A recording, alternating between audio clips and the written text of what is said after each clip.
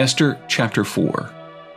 When Mordecai learned all that had happened, he tore his clothes and put on sackcloth and ashes, and went out into the midst of the city. He cried out with a loud and bitter cry.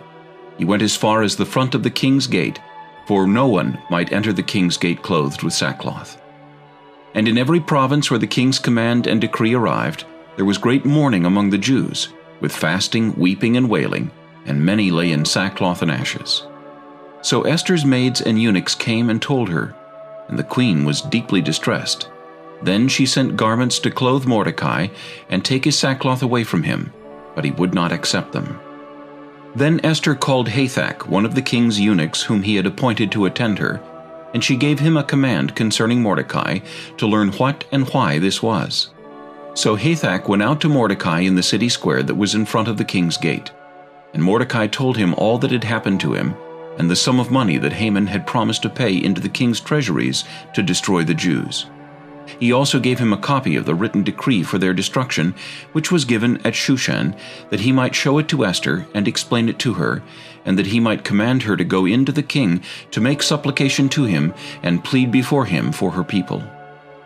So Hathach returned and told Esther the words of Mordecai. Then Esther spoke to Hathach and gave him a command for Mordecai. All the king's servants and the people of the king's provinces know that any man or woman who goes into the inner court to the king, who has not been called, he has but one law: put all to death, except the one to whom the king holds out the golden scepter, that he may live. Yet I myself have not been called to go into the king these 30 days.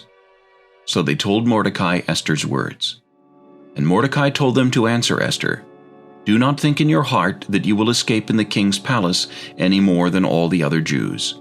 For if you remain completely silent at this time, relief and deliverance will arise for the Jews from another place, but you and your father's house will perish. Yet who knows whether you have come to the kingdom for such a time as this?" Then Esther told them to reply to Mordecai, "Go, gather all the Jews who are present in Shushan and fast for me.